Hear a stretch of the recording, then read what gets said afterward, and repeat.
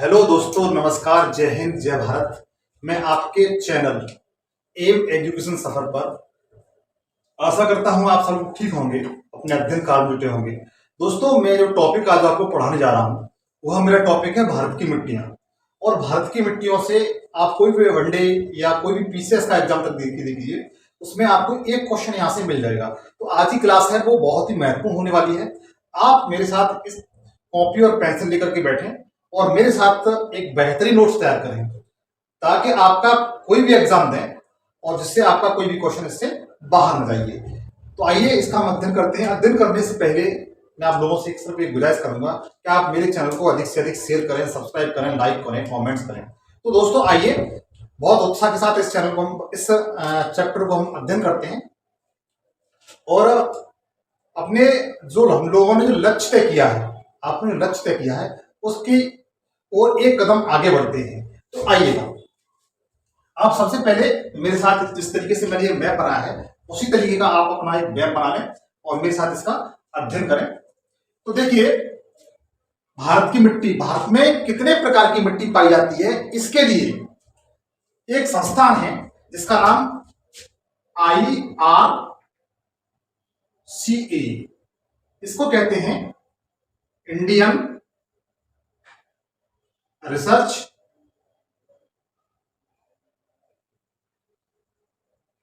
Of counselling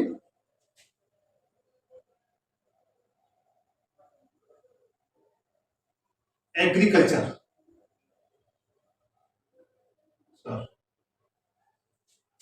इसको हिंदी में भारतीय कृषि शोध संस्थान कहते हैं। क्या कहते हैं?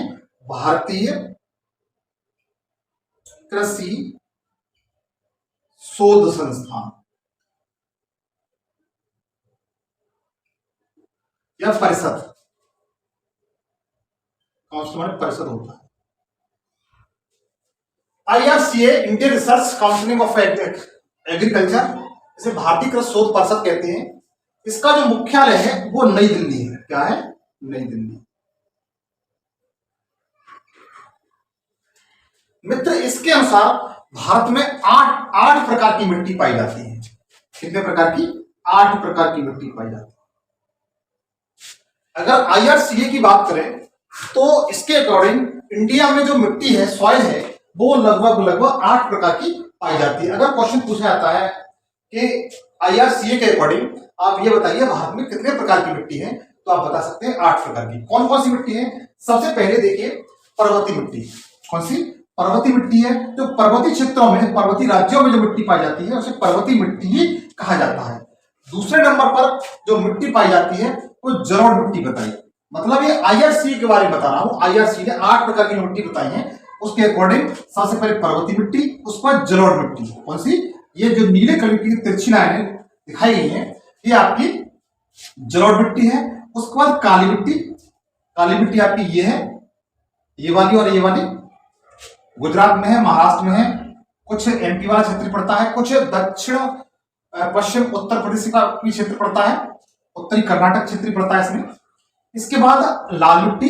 लाल मिट्टी आप देखेंगे दक्षिणी मध्य प्रदेश है, छत्तीसगढ़, झारखंड का कुछ भाग आ जाता है, तेलंगाना, आंध्र प्रदेश और तमिलनाडु शायद इस क्षेत्र में पाई जाती है।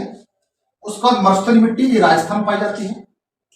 उसका पीट और दलदली मिट्टी पाई जाती है और लवड़ी मिट्टी भी पाई जाती है। इस तरीके से देखेंगे IRCA के अनुसार भारतीय कृषि शोध परिषद द्वारा, जिसका मुख्यालय नई दिल्ली में है, इसके अनुसार भारत में 8 प्रकार की मिट्टी पाई जाती है। मित्र, मैं आपसे फिर कहूंगा आप मेरे साथ कॉपी और पेंसिल लेकर के बैठे और जिससे जो मैं चीज आपको बताऊं वो आप बखूबी नोट्स करते चले। मैं आपको क्रम बाई क्रम सारी चीजें बताते चला रहा हूं। इससे पहले मैंने जो भी पढ़ा है सब सीरीज बाई सीरीज पढ़ा है और आप मेरे अनुसार जिस तरीके से मैं बता रहा हूं उस तरीके से आप अपना नोट्स तैयार कर लें, नोट्स बनाते चले क्रम बाई क्रम में, जिससे आपका एक अच्छा बेहतरीन नोट्स तैयार हो सके। आज का जो टॉपिक है भारत की मिट्टियां हैं। तो IRCA के अनुसार मैंने आपको बताया है कि ये 8 प्रकार की मिट्टी पाई जाती है। और कौन सी मिट्टी है वो भी मैंने आपको बता दिया है। इसके बाद आप देखिएगा, आप इसे नोट कर लीजिए। इसका मुख्यालय पूछा जाता है, इसका मुख्यालय बहुत पूछा जाता है क्योंकि ये पहले मुख्यालय बिहार के पटना में हुआ करता था, लेकिन कुछ समय बाद आजादी, कुछ समय बाद इसको नई दिल्ली लाया गया। तो इसका मुख्यालय कहां पर है? भारतीय कृषि शोध संस्थान का नई दिल्ली है। इसे आप नोट कर लें।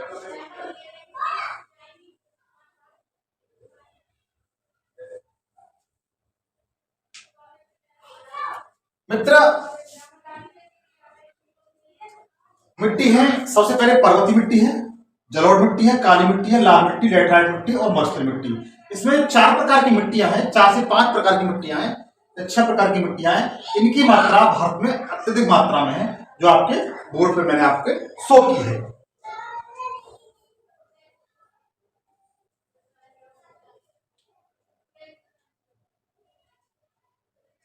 अगर क्वेश्चन पूछा जाता है कि भारत में जो मिट्टियां क्रम है वो किस प्रकार है, सबसे ज्यादा कौन सी मिट्टी पाई जाती है, उसके बाद दूसरे नंबर पर कौन सी मिट्टी पाई जाती है, तीसरे नंबर पर कौन सी मिट्टी पाई जाती है और चौथे नंबर पर कौन सी मिट्टी पाई जाती है। तो उसका जो क्रम है वनडे एग्जाम में या किसी भी एग्जाम में पूछ लिया जाता है, उसको भी आप नोट कर लें। जैसे विस्तार क्रम से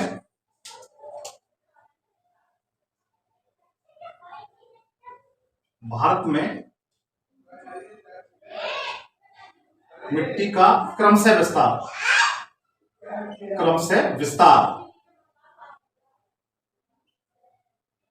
क्रम से विस्तार में तो देखेंगे कि भारत में सबसे ज्यादा जो मिट्टी पाई जाती है वो जलोढ़ मिट्टी पाई जाती है। कौन सी मिट्टी पाई जाती है? जलोढ़ मिट्टी पाई जाती है। और ये भारत के लगभग 43% एरिया पर, मतलब 43% क्षेत्रफल पर आपकी जलोढ़ मिट्टी, कौन सी? ये वाली जलोढ़ मिट्टी विस्तृत है।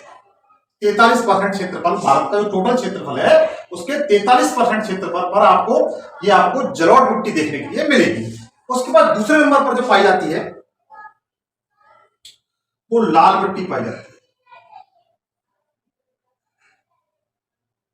जो भारत के लगभग 8% क्षेत्रफल, 18% क्षेत्रफल पर आपको देखने के लिए मिलेगी। लाल मिट्टी का जो क्षेत्रफल मैंने आपको बताया है इस तरीके से है, ये लाल मिट्टी का सिंबल है। लाल मिट्टी आपकी इस क्षेत्र में इस तरह से पाई जाती है। कहां पाई जाती है मैंने आपको यहां पर शो किया है, ठीक है।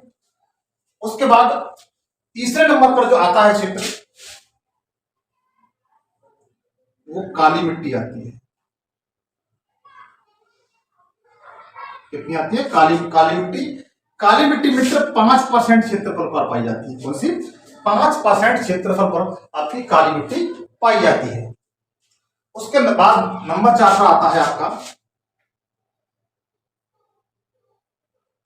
लेटराइट मिट्टी।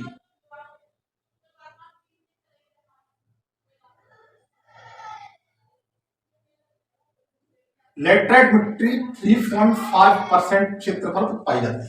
कौन सी? ये वाली जो मिट्टी है, जो गहरी मैंने लाल सिंबल किया है, ये वाला और ये वाला, ये लगभग 3.5% क्षेत्रफल पर ये मिट्टी, लेटराइट मिट्टी पाई जाती है। तो कभी कभी मित्र इसका जो क्रम है, क्रम पूछ लिया जाता है कि आप ये बताइए भारत में जो मिट्टियां हैं उनका और ऊपर से नीचे क्रम पूछ लिया जाता है कि सबसे ज्यादा कौन सी मिट्टी पाई जाती है? जलोढ़, उसके बाद लाल मिट्टी, उसके बाद काली मिट्टी, उसके बाद लेटराइट मिट्टी। इतना आप समझ चुके होंगे। जलोढ़ मिट्टी है वो 43% क्षेत्रफल पर पाई जाती है, लाल मिट्टी है 18% क्षेत्रफल पर पाई जाती है, काली मिट्टी है 5% क्षेत्रफल पर पाई जाती है और लेटराइट मिट्टी है लगभग 3.5% क्षेत्रफल पर पाई जाती है। ये मिट्टियों का क्रम है। सबसे ज्यादा कौन सी है वो आपको बता चुका हूं इस तरीके से। अगर एक सीरीज लगाने के लिए आती है तो आप इस क्वेश्चन को बड़े आसानी से लगा ले जाएंगे। इसको आप नोट कर लीजिए।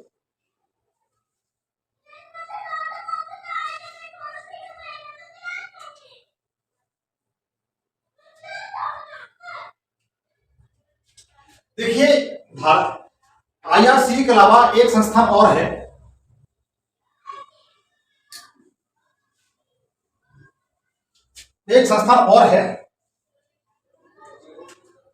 भारतीय मृदा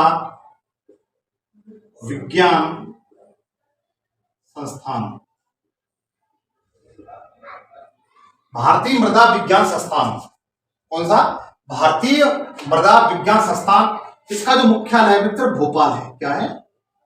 भोपाल है। इसका जो मुख्यालय है वो भोपाल है। इसके अनुसार इस संस्था ने बताया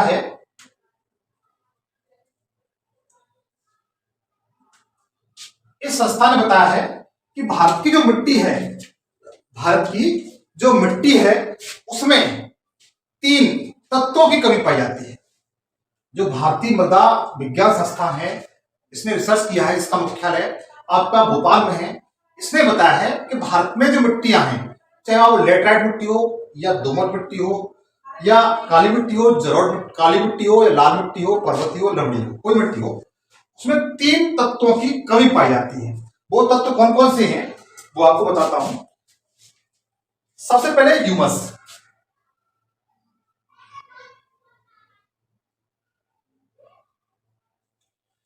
ह्यूमस को जीवाश्म बोलते हैं।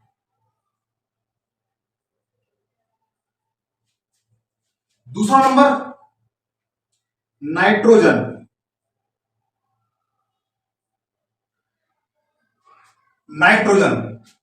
तीसरा नंबर फास्फोरस।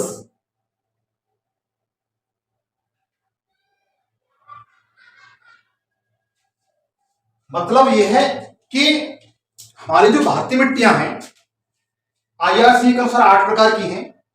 इसने बताया है, इसमें भारतीय मृदा संस्थान विज्ञान संस्थान है, उसने बताया है कि भारत की जो मिट्टियां हैं कितने प्रकार की हुई, उसमें ह्यूमस, नाइट्रोजन, फास्फोरस 3 चीजों की कमी पाई जाती है।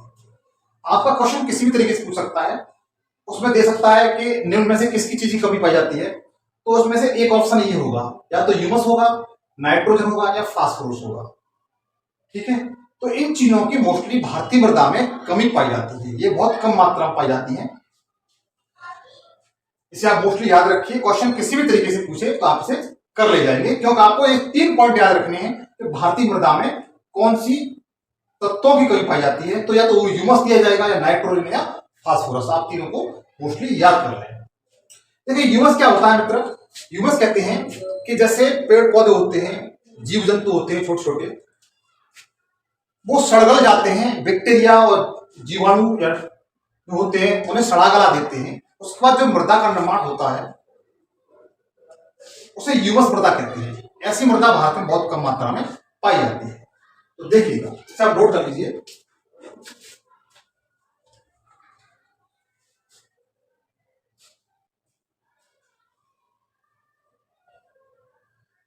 इसे आप नोट कर लीजिए।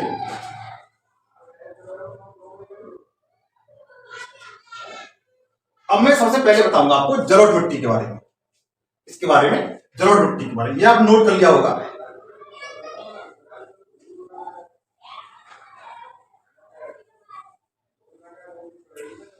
अब आप हेडिंग डालिए, सबसे पहले जलोढ़ मिट्टी।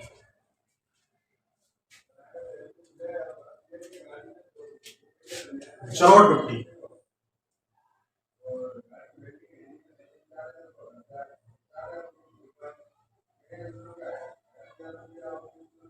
जलोढ़ मिट्टी, इसे एल्यूवियल सॉइल कहते हैं। क्या कहते हैं? एल्यूवियल सॉइल कहते हैं। इसके बारे में बताऊंगा, एल्यूवियल सॉइल के बारे में। देखिए मित्र, पहला पॉइंट तो आपको यही क्लियर हो गया कि यह भारत के सर्वाधिक क्षेत्रफल पर पाई जाती है। तो आप नोट कर सकते हैं अपने अनुसार, भारत के सर्वाधिक,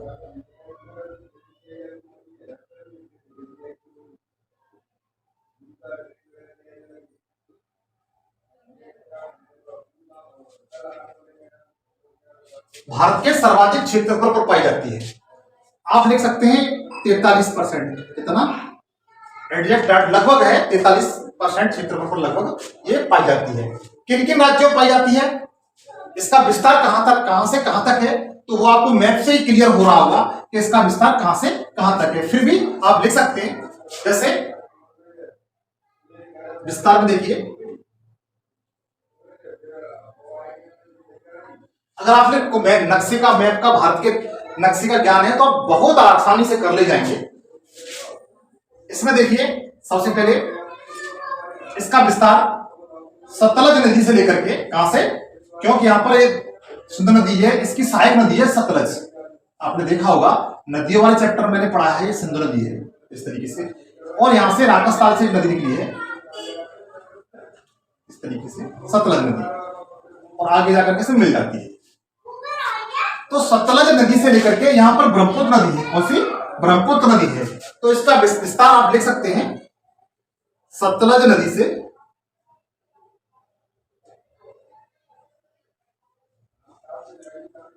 ब्रह्मपुत्र नदी के मध्य,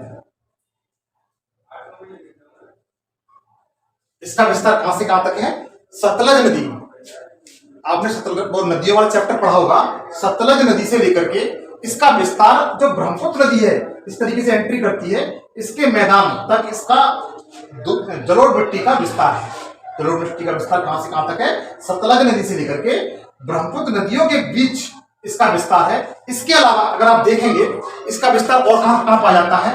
जहां पर नदियों का मुहाना होता है, नदियों का मुहाना, जैसे महानदी का मुहाना, कृष्णा गोदावरी का मुहाना, कावेरी नदी का मुहाना, इधर पेरियार नदी का मुहाना, यहाँ पर हालांकि थोड़ा सा है, इन मुहानों पर, इनके मुहानों पर, क्योंकि ये जो पूर्वी घाट है वो काफी छटापटा सा है, इसका विस्तार कम है, तो नदी क्योंकि नदियों ने से काट दिया है, तो इसका जो जलोढ़ मिट्टी का जो विस्तार है, जो नदियां हैं पूर्वी बंगाल में आकर गिरती हैं, उनके मुहाने पर जलोढ़ मिट्टी का विस्तार पाया जाता है। और कौन कौन से राज्य में है वो भी आप देख लीजिएगा, जैसे राज्य देख सकते हैं आप,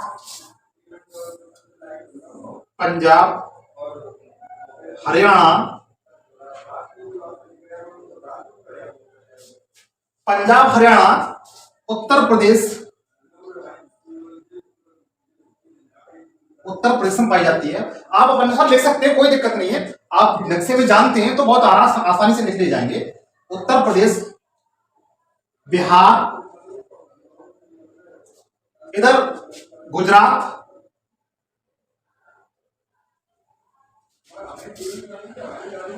उत्तर पश्चिमी महाराष्ट्र,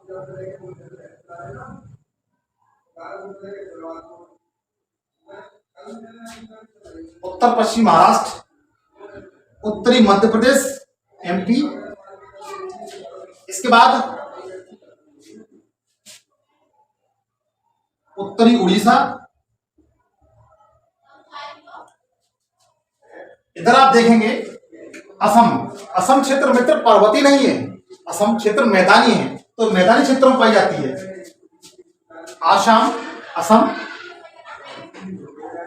आदि राज्यों में पाई जाती है, आदि राज्यों में पाई जाती है। आप नक्शे से खुद सिर्फ लिख सकते हैं, कोई दिक्कत नहीं है, हालांकि मैंने इधर लिख दिया है, जैसे पंजाब, हरियाणा, उत्तर प्रदेश, बिहार, गुजरात, उत्तर पश्चिम महाराष्ट्र, उत्तरी मध्य प्रदेश, उत्तरी उड़ीसा, असम राज्यों में विस्तृत रूप से जलोढ़ मिट्टी पाई जाती है। इस मिट्टी का निर्माण मित्र नदियों द्वारा लाए गए पर्वतीय अवसाद से हुआ है। कैसे हुआ है? नदियों द्वारा लाए गए पर्वतीय अवसाद, क्योंकि नदियां जो हैं, चाहे आप मान के चलिए उत्तर भारत हिमालय से नदियां आ रही हो इधर, या फिर प्रायद्वीप भारत की जो नदियां हैं वो इधर जा रही हो, उसका जो अवसाद होता है पर्वतों का, उसके अवसाद से इस मिट्टी का निर्माण हुआ है। तो आप ये भी लिख सकते हैं, इसको आप नोट कर लिया होगा।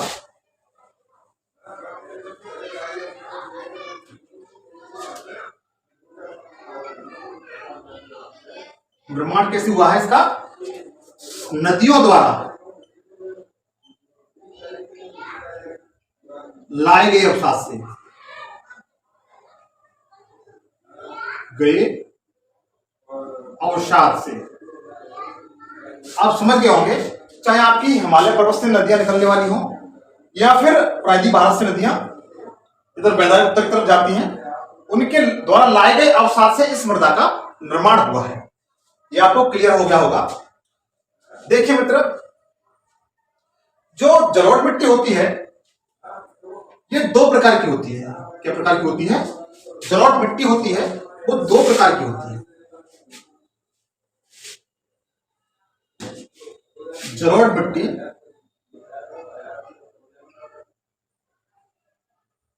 दो प्रकार की होती है।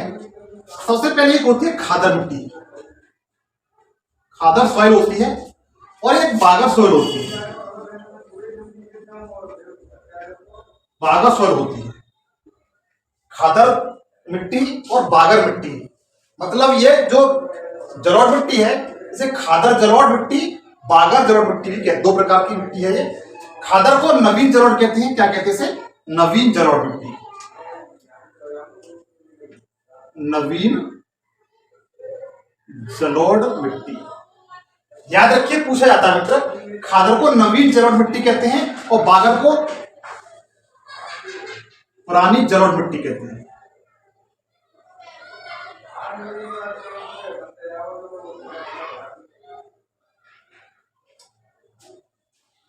खादर को नवीन जलोढ़ मृदा कहते हैं, बागर को पुरानी जलोढ़ मृदा कहते हैं। जलोढ़ मिट्टी दो प्रकार की होती है। अब देखिए इसके बारे में बताता हूं, थोड़ा समझिएगा।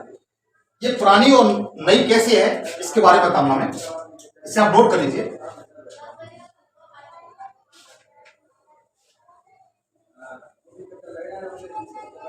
देखिएगा, जैसे ये कोई पर्वत श्रेणी है,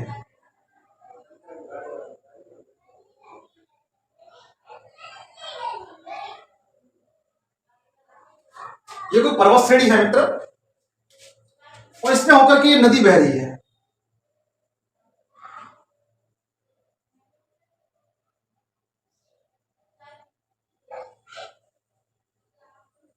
ये कोई नदी है मित्र, क्या है? नदी।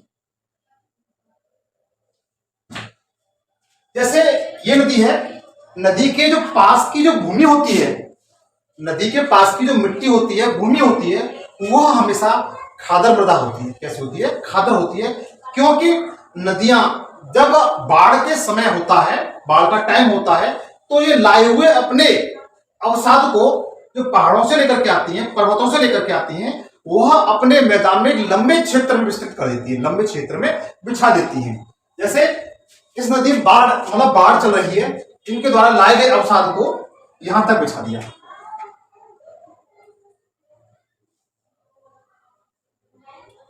यहां तक बिछा दिया। और यह प्रक्रिया लगभग चलती रहती है, कंटिन्यूस रहती है।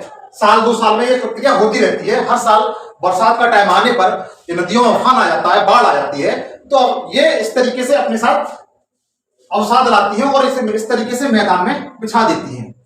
तो इस तरीके से जो मृदा का निर्माण होता है उसे खादर मृदा कहते हैं। क्या कहते हैं मित्र? खादर मृदा कहते हैं, या खादर जलोढ़ कहते हैं। इसे ही नवीन मिट्टी कहा जाता है, नवीन जलोढ़ कहा जाता है।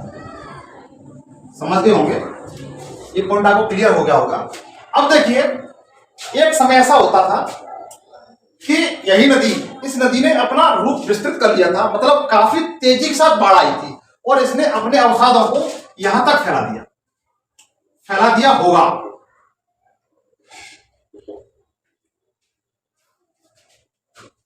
नदियों ने अपने अवसादों को यहां तक फैला दिया था। अब जो नदी का जल है वो यहां तक नहीं जा पाता और ये अवसाद उसी स्थान पर पड़े हुए हैं। यद्यपि इनका निर्माण इसी नदी के अवसादों से हुआ है, लेकिन अब ये अवसाद यहां तक नहीं पहुंच पा रहे, वो पुराने अवसाद पड़े हुए हैं। तो इस प्रकार की जो मिट्टी जो पड़ी हुई है उसे बागर मृदा कहते हैं या पुरानी जलोढ़ कहते हैं। जलोढ़। फिर एक बात समझिए मित्र, जैसे कोई नदी है, नदी में काफी तेज बाढ़ आई हुई है और उसने अपने जो अवसाद अपने साथ लाए हुए अवसादों को काफी विस्तृत क्षेत्र में फैला दिया। उसके बाद साल 2 साल 4 साल 10 साल या 20 साल तक उन अवसाद तक अपना जल नहीं पहुंचाया। जो अवसाद बिछाए थे 10 साल पहले 20 साल पहले, उस स्थान तक, उस अवसाद तक अपना जल नहीं पहुंचाया, तो उन अवसादों को बागर मृदा कहा जाता है। क्या कहा जाता है? बागर मृदा कहा जाता है। इसे पुरानी जलोढ़ मिट्टी भी कहते हैं। तो खादर मिट्टी होती है मित्र, वो सर्वाधिक उपजाऊ मिट्टी होती है। जैसे भारत में सबसे उपजाऊ मिट्टी कौन सी है? जलोढ़ मिट्टी है। और जलोढ़ मिट्टी में सबसे उपजाऊ कौन सी है? खादर मिट्टी है। कौन सी है? खादर मिट्टी है। और खादर मिट्टी का ही विस्तार सबसे अधिक है। जलोढ़ मिट्टी का सबसे ज्यादा विस्तार है और जलोढ़ मिट्टी में खादर मिट्टी का ही विस्तार सर्वाधिक मात्रा पर भारत में पाया जाता है। आप इसे नोट कर सकते हैं। अच्छा मित्र, एक बात और, खादर जो बागर मृदा होती है, आपने देखा होगा, आप जिस गांव में रहते हो, गांव हमेशा नदियों से थोड़ा दूर बसाए जाते हैं, नदियों से थोड़ा दूर बसाए जाते हैं, थोड़ा ऊंचे क्षेत्र में बसाए जाते हैं, ताकि जो बाढ़ का जल है, नदी की बाढ़ का जल है, वो गांव तक न पहुंच पाए। ऐसी स्थिति में गांव हमेशा बागर क्षेत्र में बसाए जाते हैं। आप ये भी याद रखिए, गांव होते हैं वो हमेशा बागर क्षेत्र में, बागर मृदा के ऊपर बसाए जाते हैं। कभी कभी आपने देखा होगा कि आप लोग बोरिंग वगैरह कराते हैं, नलकूपों के लिए बोरिंग वगैरह कराते हैं, तो ऐसी स्थिति में उस जमीन से, बागर मृदा से बहुत बड़े बड़े कंकड़ से निकलते हैं, सफेद सफेद कंकड़ इस तरीके के निकलते हैं।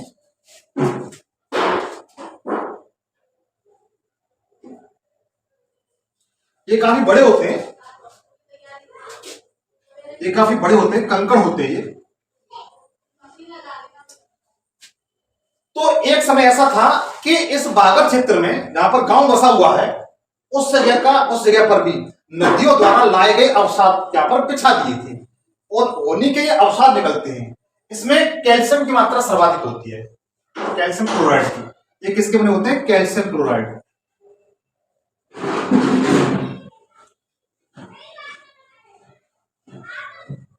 ये कैल्शियम क्लोराइड के बने होते हैं। इसलिए जो बागर मृदा होती है मित्र, उसमें कैल्शियम क्लोराइड की मात्रा सबसे अधिक पाई जाती है। इसीलिए जो बागर प्रकार की मृदा होती है, उसमें कैल्शियम क्लोराइड की मात्रा बहुत अधिक मात्रा में पाई जाती है। और ये कंकड़ बहुत भारी होते हैं। कैसे होते हैं? बहुत ही भारी होते हैं। और ये किसकी पहचान है? बागर मृदा की पहचान है, क्योंकि नदियों द्वारा पहले इसका विस्तार यहां तक कर दिया गया था, फिर धीमे धीमे वहां पर और मिट्टी डालते गए, और इस तरीके से इस तरह जलोढ़ मृदा से आपके मैदान का निर्माण हो गया। तो आप नोट कर लीजिए।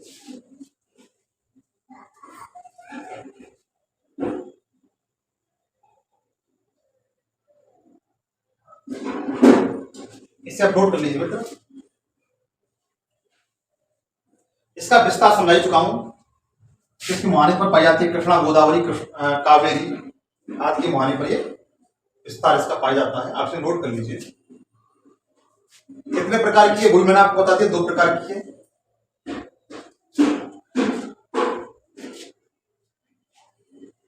अब मैं बताऊंगा आपको लाल मिट्टी। अब मैं बताऊंगा आपको लाल मिट्टी। हेडिंग डाल लीजिए, लाल मिट्टी।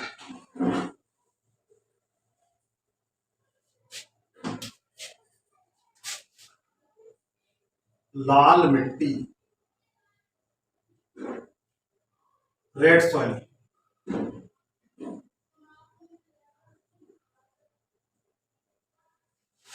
देखिए, लाल मृदा है। लाल मृदा को लाल इसलिए कहा जाता है क्योंकि इसमें लोहे की ऑक्साइड अधिक मात्रा में पाई जाती है। इस मिट्टी में क्या होता है कि इसमें लोहा ऑक्साइड की मात्रा अधिक होने का इस मिट्टी का लाल रंग हो जाता है। जैसे आपने देखा होगा, जब जो लोहा होता है, जब उसमें जंग लग जाती है तो लाल प्रकार का हो जाता है। कैसा हो जाता है? लाल होता है। इसीलिए इस मिट्टी में लोहा की मात्रा पाई जाती है, आयरन की मात्रा पाई जाती है। और वह बरसात के टाइम में जल के संपर्क में आने पर उसका ऑक्सीकरण होने लगता है। क्या होने लगता है? ऑक्सीकरण होने के कारण उसमें फिर लाल मिट्टी बन जाती है, हमें लगता है लाल मिट्टी है। इसी कारण लोहा ऑक्साइड के कारण इस मिट्टी का जो रंग है वो लाल हो जाता है। तो आप हेडिंग बना लीजिए, लाल मिट्टी। तो पहला पॉइंट इसका यही है उत्तर।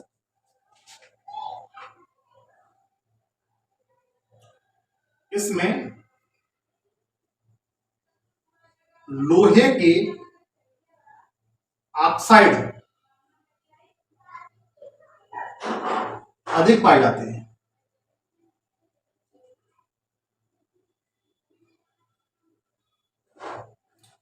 एक क्वेश्चन मित्र आपको टॉपिक लिखा बता चुका हूं कि भारत में जितनी प्रकार की मिट्टी है उसमें जीवाश्म, फास्फोरस और नाइट्रोजन की कमी पाई जाती है। इसको आप हमेशा याद रखना कि भारतीय मृदा में 3 चीजों की कमी पाई जाती है। सबसे पहले ह्यूमस और जीवाश्म, नाइट्रोजन, फास्फोरस, इन 3 चीजों की कमी पाई जाती है। तो इसमें भी आप देख सकते हैं 3 चीजों की कमी है। इसकी ह्यूमस, नाइट्रोजन और फास्फोरस। अब देखिए मित्र, इसका विस्तार कहां से कहां तक है। लाल मिट्टी है, इसका विस्तार कहां से कहां तक है। दूसरा पॉइंट आप लिख सकते हैं कि जलोढ़ मिट्टी के बाद यह दूसरी सर्वाधिक क्षेत्रफल पर विस्तृत मिट्टी है। तो आप नोट करके लिख सकते हैं, जलोढ़ मिट्टी के बाद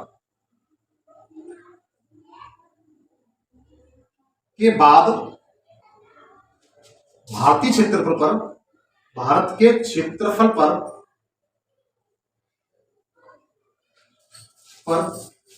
दूसरी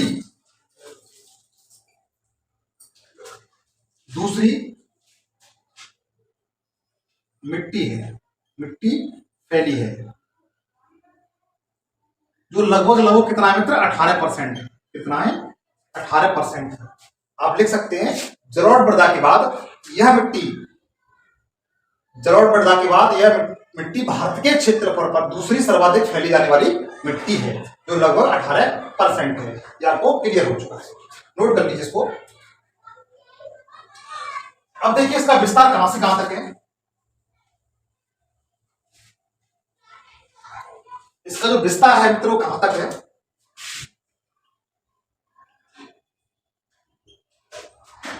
देखिए यह सबसे पहले नीचे से लेके चलते हैं। तमिलनाडु भारत का एक ऐसा राज्य है जिसमें लाल मिट्टी सर्वाधिक मात्रा में पाई जाती है। अगर आपसे क्वेश्चन पूछा जाए कि तमिलनाडु, आंध्र प्रदेश, तेलंगाना और केरल, निम्न में से लाल मिट्टी की मात्रा सबसे ज्यादा किस में है, तो आप बता सकते हैं तमिलनाडु। तो इसका जो विस्तार है, तमिलनाडु,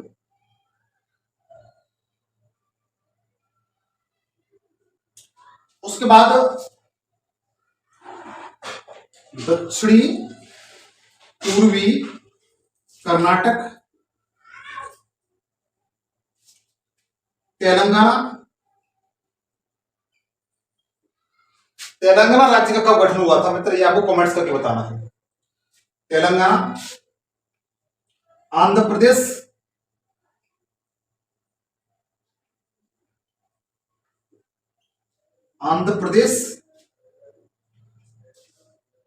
उसके बाद ये आपका छत्तीसगढ़,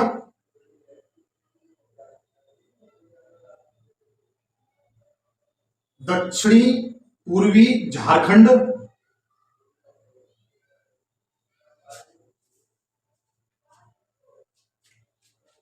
दक्षिणी पूर्वी मध्य प्रदेश एमपी, और इसके अलावा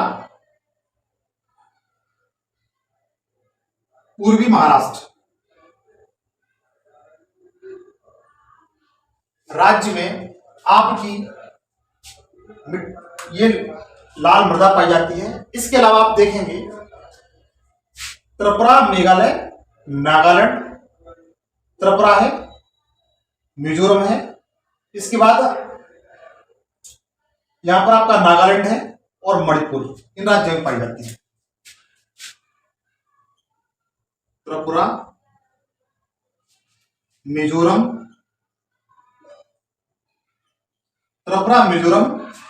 नागालैंड और मणिपुर, इन राज्यों में भी लाल मृदा पाई जाती है, रेड सॉइल पाई जाती है। लेकिन अगर आपसे क्वेश्चन पूछा जाता है कि लाल मृदा भारत के किस राज्य में सबसे ज्यादा पाई जाती है, तो आप बता सकते हैं तमिलनाडु में सबसे ज्यादा ये मृदा पाई जाती है, लाल मृदा। और कौन कौन से राज्यों में पाई जाती है वो आपको मैंने बता चुका हूं। अब इसकी मैप के माध्यम से आप इस तरह समझ भी सकते हैं किस किस राज्य में पाई जाती है। इसके बाद देखिए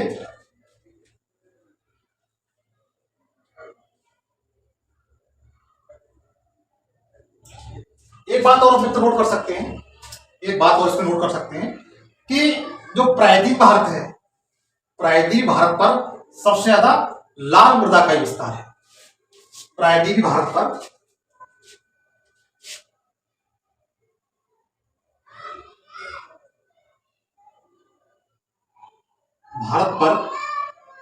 सर्वाधिक विस्तार है। प्रायद्वीपीय भारत पर लाल मृदा का सबसे ज्यादा विस्तार है, इसे आप लिख सकते हैं, नोट कर लीजिए इसको मित्र।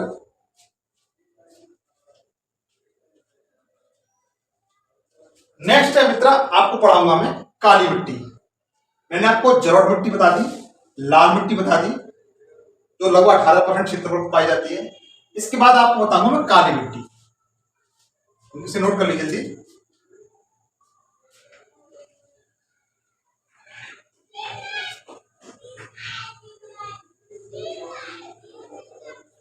मित्र आपके लिए मैं इस शिद्दत से मेहनत कर रहा हूं, आपसे मेरी गुजारिश है आप मेरे चैनल को अधिक से अधिक शेयर करें, चाहे फेसबुक पर, व्हाट्सएप पर, ग्रुप में, अपने दोस्तों के साथ, ताकि उनको भी मैं जो पढ़ा रहा हूं उनको भी इसका लाभ मिल सके।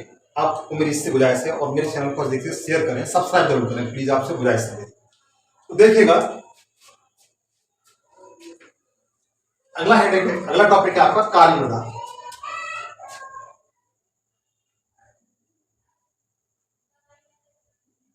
काली मृदा, ब्लैक ब्लैक सॉइल।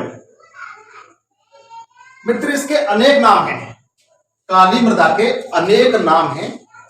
जैसे सबसे पहले काली मृदा, इसे लावा मृदा भी कहते हैं, कपासी मृदा भी कहते हैं, रेगुर मृदा भी कहते हैं, और अंतरराष्ट्रीय स्तर पर इसे चर्नोजम भी कहा जाता है। क्या कहा जाता है? चर्नोजम भी कहा जाता है। तो आप नोट कर लें।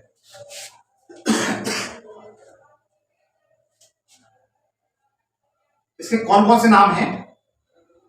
इसे रेगुर मृदा भी कहते हैं। क्या कहते हैं? रेगुर मृदा भी कहते हैं। इसे रेगुर मृदा भी कहा जाता है। इसके बाद इसे कपासी मृदा भी कहा जाता है।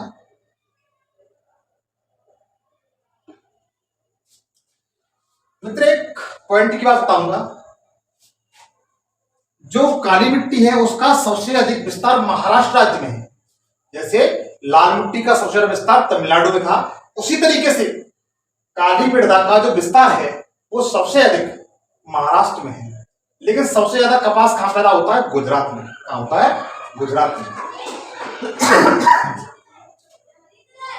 इसे रेगुर मृदा भी कहते हैं, कपासी मृदा भी कहते हैं। इसके बाद इसे लावा मृदा भी कहते हैं। लावा मृदा भी इसे कहा जाता है।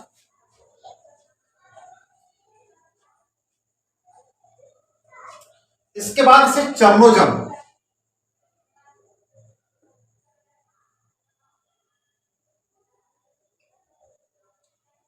चर्नोजम मृदा भी कहते हैं। अंतरराष्ट्रीय स्तर पर जो मिट्टियों का वर्णन किया गया है उसमें काली मिट्टी को चर्नोजम कहा गया है। क्या कहा गया है? चर्नोजम कहा गया है। तो आप इसे याद रखेंगे, रेगुर मृदा, कपासी मृदा, लावा मृदा, चर्नो मृदा, इसको कहते हैं। अब मित्र देखिए ये कहां कहां पाई जाती है, इसका विस्तार कहां तक है, सॉरी इसका विस्तार कहां तक है वो आपको बताऊंगा मैं। आप इसे नोट कर लीजिए।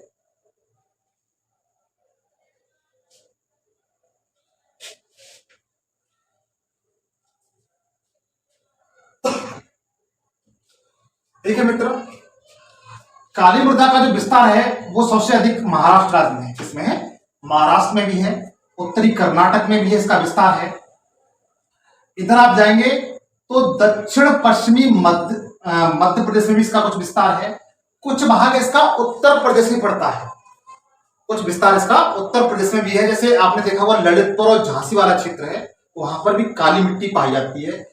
लेकिन उत्तर प्रदेश का जो बुंदेलखंड वाला क्षेत्र है जिसमें ललितपुर झांसी पड़ता है, उसमें इस मृदा को करेल कहा जाता है। क्या कहा जाता है? करेल। जैसे यूपी में से क्या कहते हैं पूछा जाता है। उत्तर प्रदेश की कोई भी एग्जाम आप दे रहे हैं, जैसे लेखपाल हुआ, पीसीएस हुआ, टीजीटी पीजीटी हुआ, या उत्तर प्रदेश का कोई भी एग्जाम देते हैं तो आप इसमें ये क्वेश्चन पूछा जाता है कि काली मृदा को झांसी या ललितपुर, बुंदेलखंड बुंदेलखंड वाला क्षेत्र है, उसमें क्या कहा जाता है? तो झांसी और ललितपुर, में इस मृदा को, काली मृदा को करेल कहा जाता है। क्या कहा जाता है? करेल। क्या कहा जाता है मित्र? करेल कहा जाता है। इसे आप नोट कर लें, इसे आप नोट कर लें। अब देखिए, अभी विस्तार बताऊंगा, चिंता न करें। जो काली मृदा है, काली मृदा का जो निर्माण है वह ज्वालामुखी उद्गार से निकलने वाले लावा तथा मैग्मा से के अपक्षय अपरदन से हुआ है। मतलब मेरा यह है कि जो ज्वालामुखी उद्गार से जो लावा निकलता है, लावा ठंडा होता है मैग्मा के रूप में, तो उसका जो ठंडा होने के काफी समय बाद, मतलब 100, 200, 500, 1000, लाखों सालों बाद उस मृदा का अपक्षय और अपरदन होता है। अपक्षय जैसे बरसात होना, बरसात के द्वारा उस मिट्टी का कट जाना, उसे अपक्षय अपरदन कहते हैं। हवा के द्वारा उस मिट्टी का कट जाना और दूसरे स्थान पर पहुंच जाना, उसे अपक्षय अपरदन कहते हैं। प्रकाश के द्वारा, टेम्परेचर के द्वारा, आदि कई कारण होते हैं, प्राकृतिक कारण होते हैं, कुछ मानवीय कारण भी होते हैं। इसके द्वारा जो लावा की जो मिट्टी होती है इससे उसका अपक्षय अपरदन होने से इस काली मृदा का निर्माण हुआ है। तो आप लिख सकते हैं निर्माण में आप लिख सकते हैं कि इसका निर्माण लावा के अपक्षय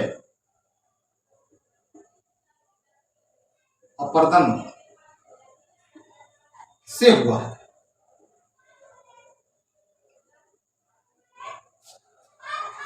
अब देखिए विस्तार, ये कहां से कहां तक पाई जाती है। इतना क्लियर हो गया आपको? अब विस्तार देखिए मित्र, विस्तार में भारत के 5% क्षेत्रफल पर, कितने पर? 5% क्षेत्रफल पर विस्तृत है।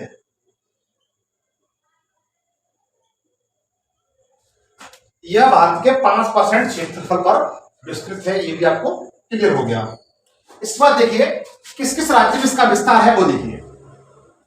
इसका विस्तार किस किस राज्य में है? तो सबसे ज्यादा इसका विस्तार है वो महाराष्ट्र में, सर्वाधिक। गुजरात,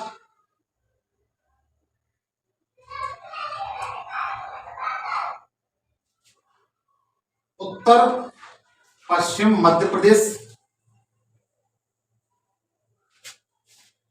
इसके बाद दक्षिणी पश्चिमी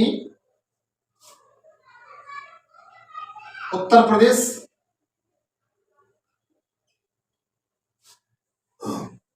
उत्तरी कर्नाटक,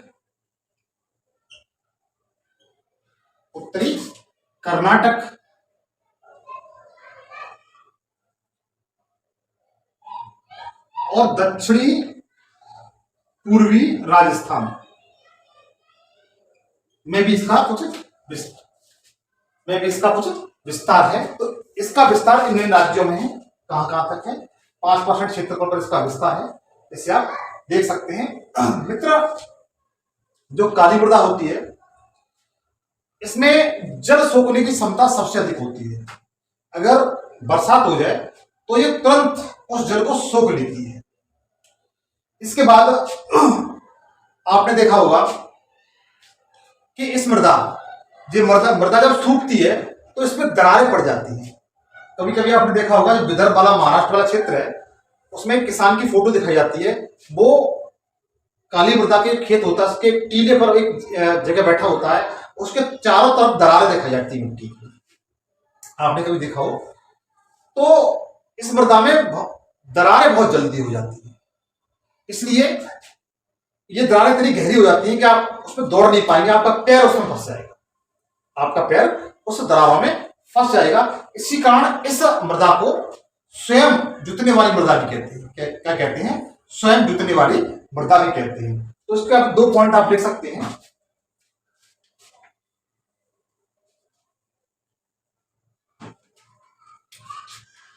इसमें जल ग्रहण करने की क्षमता सर्वाधिक होती है। कैसी होती है? सर्वाधिक होती है। इस मिट्टी में जल ग्रहण करने की क्षमता होती है, वो सबसे ज्यादा होती है, ये तुरंत जल को ग्रहण कर लेती है। इसके बाद देखेंगे इसे स्वतः जुताई वाली मृदा भी कहते हैं। स्वयं जुताई वाली मृदा भी कहते हैं। इसे स्वयं जुताई वाली मृदा भी कहते हैं। काली मृदा में आपने देखा होगा कि इसमें दरारें पड़ जाती हैं, इसे आपको विस्तृत रूप से बता चुका हूं मैं। इसी कारण से स्वयं जुताई वाली मृदा भी कहते हैं। अब देखिए मित्र, इसके बाद यह मिट्टी कपास के लिए अधिक उपयोगी है। इसके लिए यह मिट्टी कपास के लिए, कपास की खेती के लिए सर्वाधिक उपयुक्त है।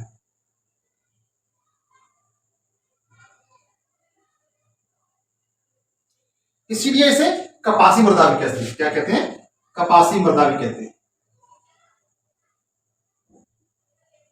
इसे कपासी मृदा भी कहते हैं। इसका विस्तार महाराष्ट्र में सबसे ज्यादा है, लेकिन मित्र मैं आपको फिर बताऊंगा, कपास सबसे अधिक गुजरात में होता है, लेकिन काली मृदा सबसे अधिक महाराष्ट्र राज्य में। इसे आप याद रखिए। मित्र वीडियो अधिक बड़ा ना हो जाए, मैं इसे 2 से 3 पार्ट में बताऊंगा। फर्स्ट पार्ट में आपको मैंने जलोढ़ मृदा, लाल मृदा और काली मृदा के बारे में बताया, और सेकंड पार्ट में आपको जो लेटराइट मृदा, मरुस्थली मृदा या पर्वतीय मृदा के बारे में बताऊंगा। 2 से 3 पार्ट में इसे लगभग खत्म कर दूंगा।